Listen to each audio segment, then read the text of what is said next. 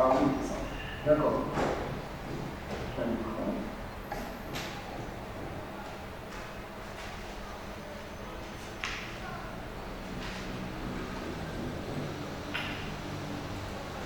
Bonjour chers collègues, je me présente.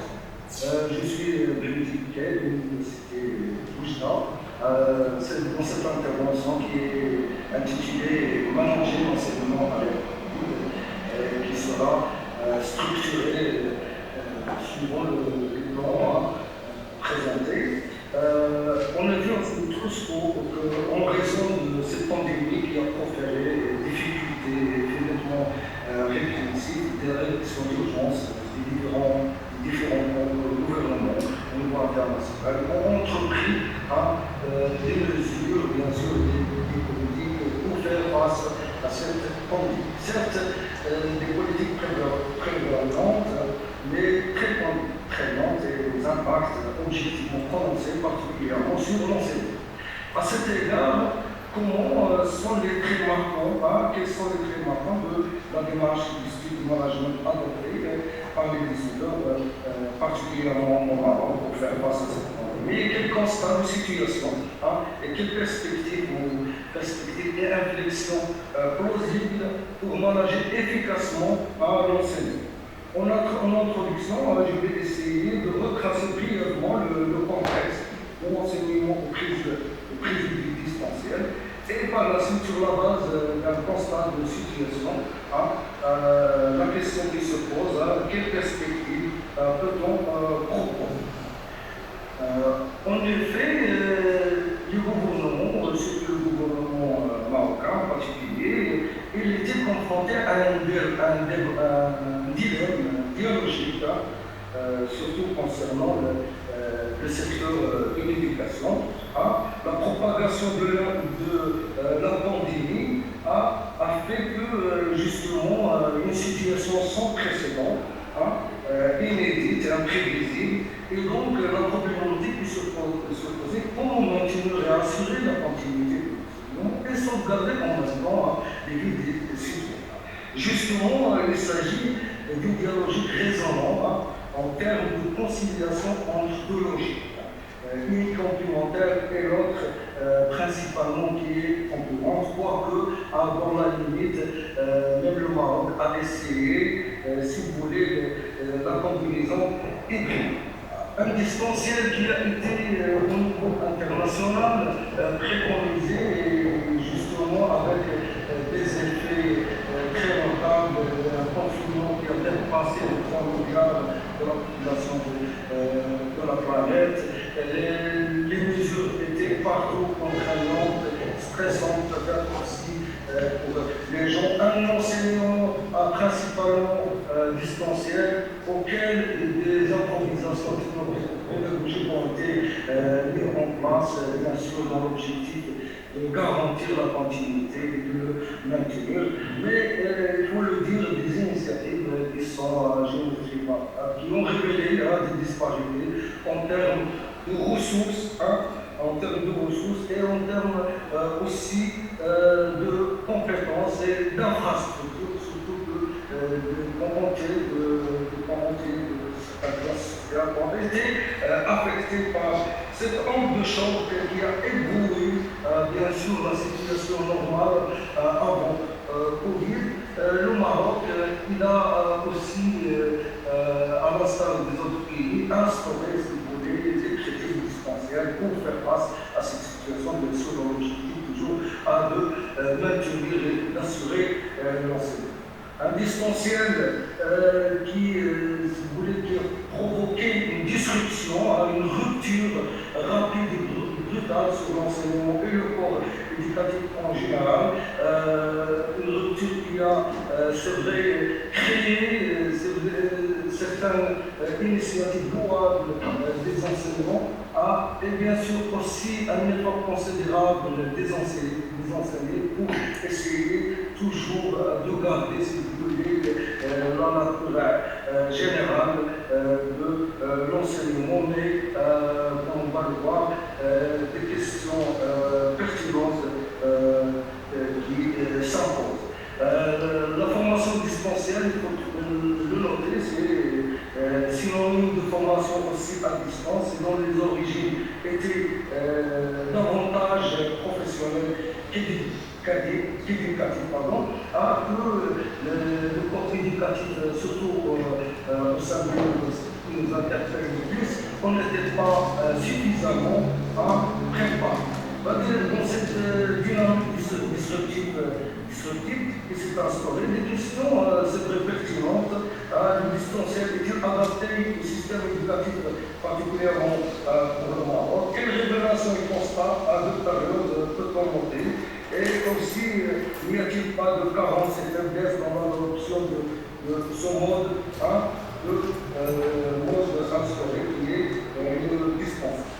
Suite à cette introduction, le Maroc, à travers un paradigme de gestion dans le cadre de l'urgence qui a été instaurée, l'urgence sanitaire, une gouvernance qui s'installa en termes de fédération, c'est-à-dire de tous les gouvernements, de tous les départements gouvernementaux, les ministères, afin de mener à bien les décisions de protection et bien sûr de faire face à la situation. Aussi, il a été mobilisé et activé un comité technique et sanitaire qui, si vous voulez, avait la responsabilité de suivi et de communication sur, bien sûr, la situation pandémique au Maroc. Mais ça n'empêche que cette gestion purement à caractère administratif qui s'est appuyée principalement sur les lois, les décrets et bien sûr leurs applications de mise en œuvre à travers l'institution, le représentant de l'État.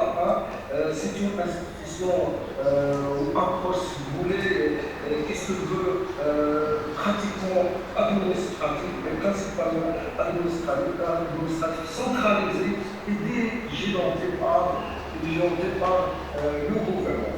Ainsi, elle a décliné une stratégie générique qui a enlisé l'enseignement supérieur dans le distanciel, en utilisant les technologies d'information de communication pour servir l'enseignement.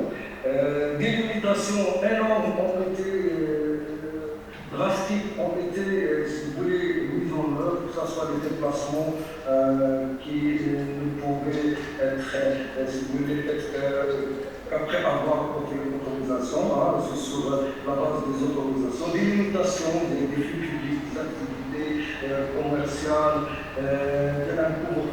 tout un couvre-feu nocturne qui est encore en vigueur.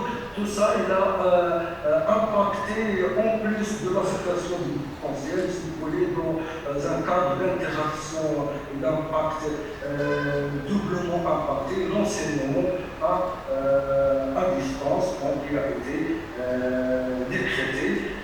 C'est vrai que le ministère de l'Éducation, chargé du département de l'Éducation, a donné la possibilité au présentiel, mais toujours selon sous autorisation formulaire qui a été rempli par les tuteurs et les parents. Dans ce cadre, comment assurer cette l'égalité entre ceux qui sont présents et ceux qui vont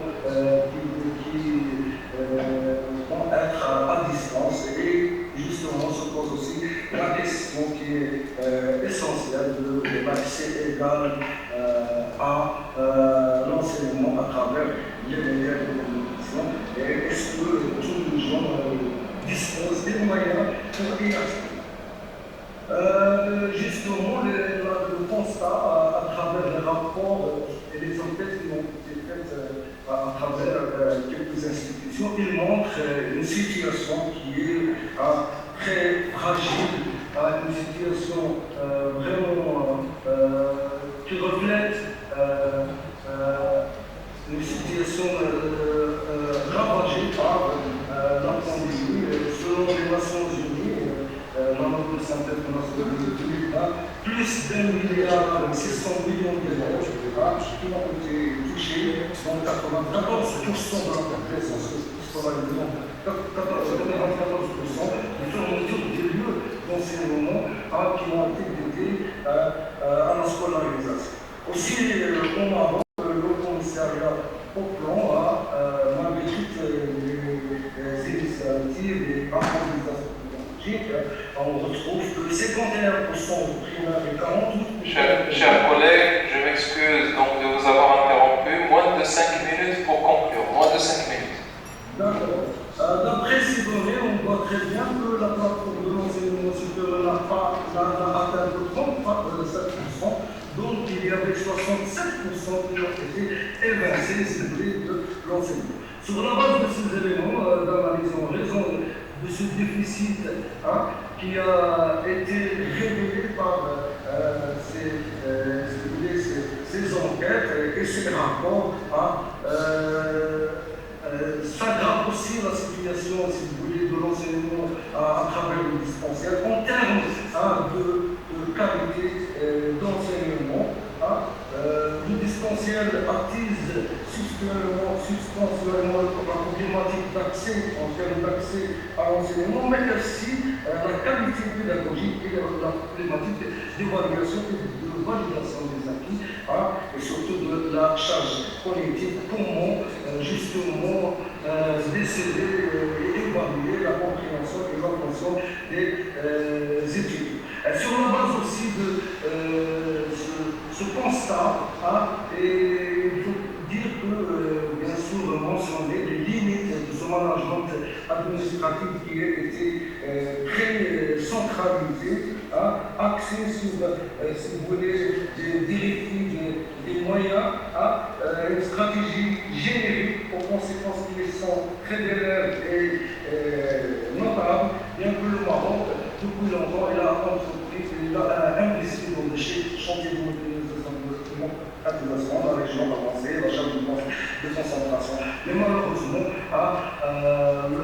l'université marocaine demeure encore peu distraction. Alors, comment envisager, si vous voulez, les perspectives après cette description de cette situation, par truchement, si vous voulez, aux apports qui sont apportés par la théorie du management de la contingence, qui, si vous voulez, prend dans le cadre d'une organisation d'esprit, des organisations, en flexibilité organisationnelle et contextualisation décisionnelle, développe des contenus plus adaptatifs pour leur performance. Et les organisations qui démarquent du principe de décision de situation à une situation de décision ont plus de chances de réussir leur surcoût. Justement, par ce trichement, n'était pas le plus plausible pour le Maroc d'envisager notre crise, donner plus de liberté, favoriser l'administration en présentiel au niveau de l'université, surtout le déficit des 63% qui ont été évincés par le distanciel. Pour conclure, je crois qu'il ne reste pas beaucoup de temps. Je dirais que le présentiel, c'est vrai, il a ses qualités, ses mérites, bien sûr, surtout dans cette situation qu'on vit, mais il a aussi, si vous voulez, mis à la preuve l'enseignement, surtout pour certains pays comme le Maroc, leur disposition est-ce qu'ils sont vraiment prêts au distanciel. Et là aussi, c'est ça l'essentiel, et là aussi interpeller, si vous voulez, toute la civilisation humaine et son apodicticité en termes de sciences et de technologie. Et là, vous voyez aussi une fracture numérique abyssale qui sévit dans les classes sociales, dans les sociétés, surtout tous les pays en voie de développement. Et à ce stade, un changement de paradigme n'était pas peut-être nécessaire, bien sûr, en prenant toutes les précautions possibles pour ainsi procéder de la résilience à l'auto-organisation, à partagé. Merci, M. Galassi et chers collègues, pour votre attention. Merci beaucoup, chers collègues de l'Université Mohamed Ier de Oujda. Pour la clarté de votre intervention, je vais épargner le récapitulatif donc pour avoir la possibilité d'avoir une ou deux questions, que ce soit des collègues ici présents ou bien des collègues présents à distance. Donc vous pouvez, pour les collègues à distance, utiliser l'outil lever la main. Donc on va servir les deux premiers collègues, mais la priorité est donnée aux collègues qui sont là sur place et au professeur Khares, ici présent avec nous. Parfait, c'est bon.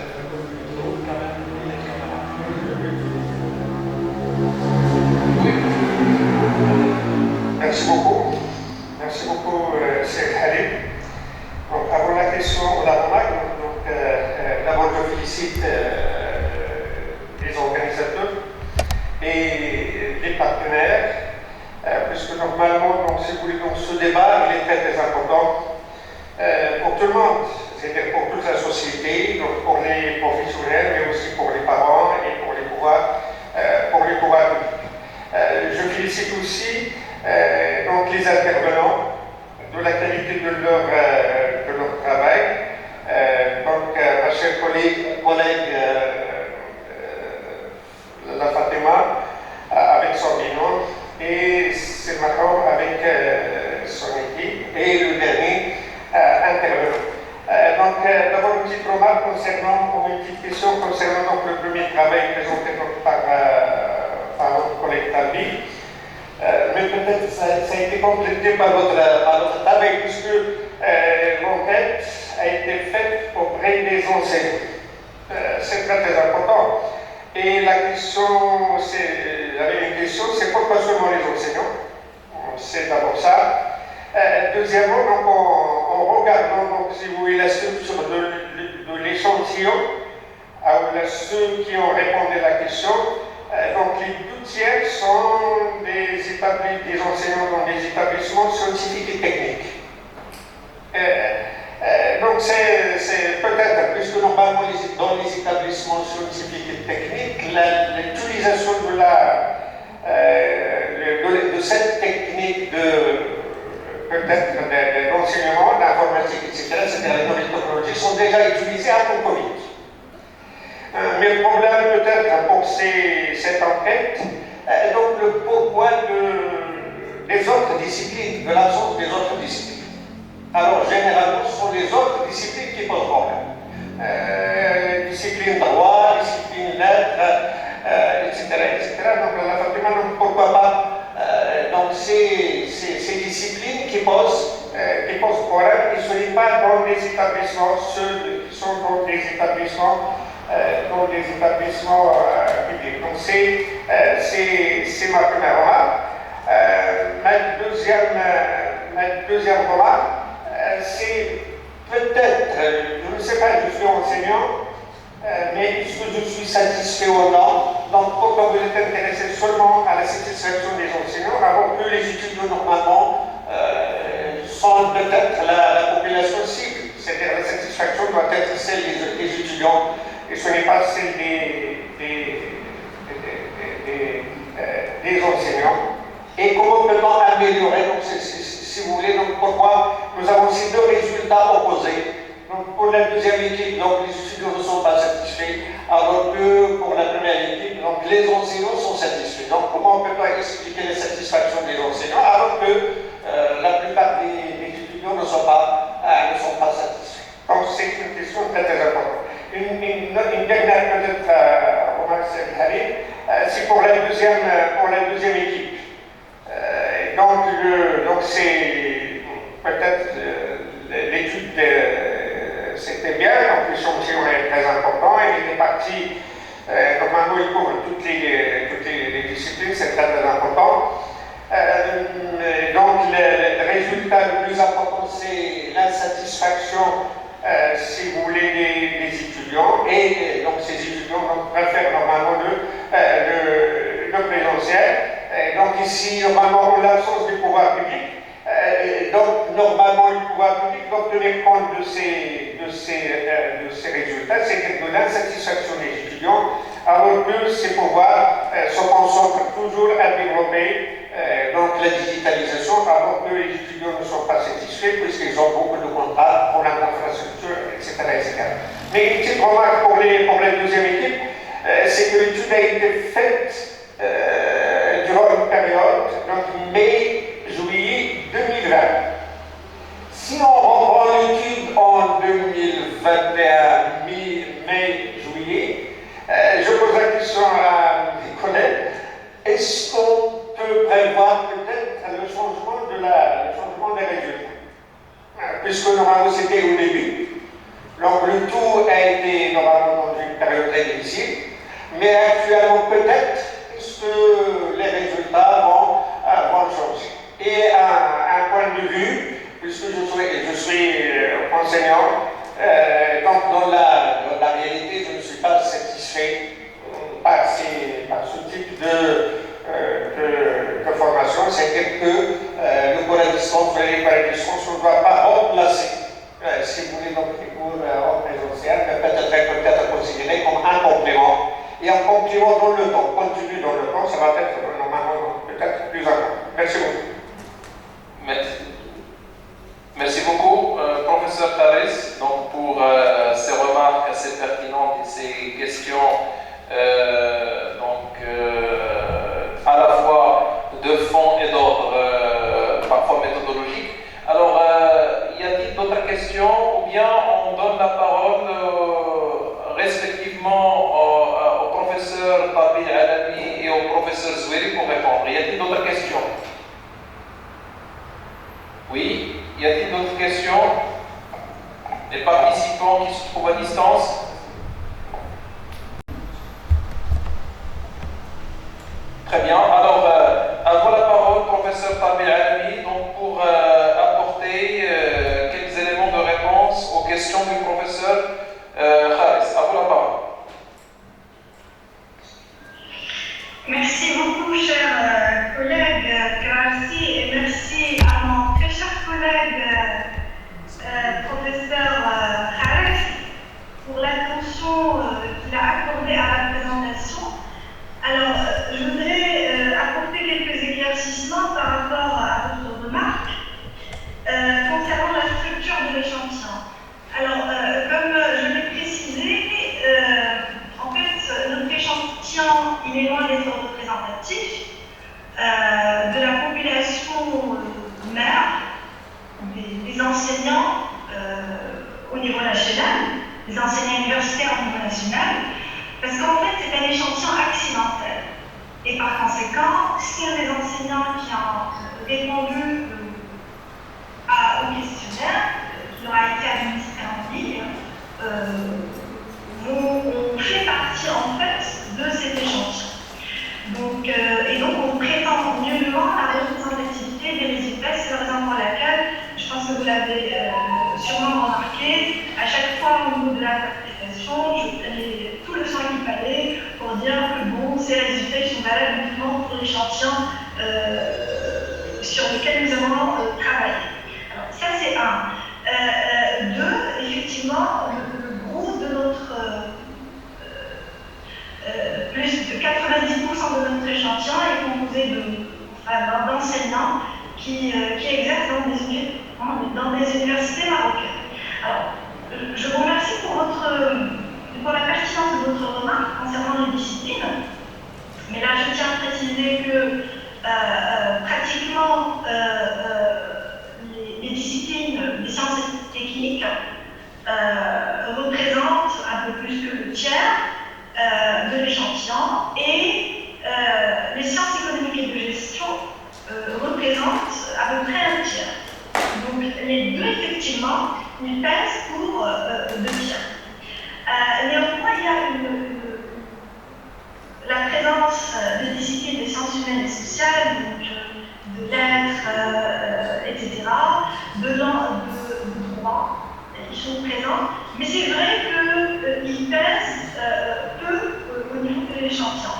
Et c'est quelque chose que, à la limite, on peut comprendre, parce qu'en fait, ces enseignants, peut-être, ils n'ont pas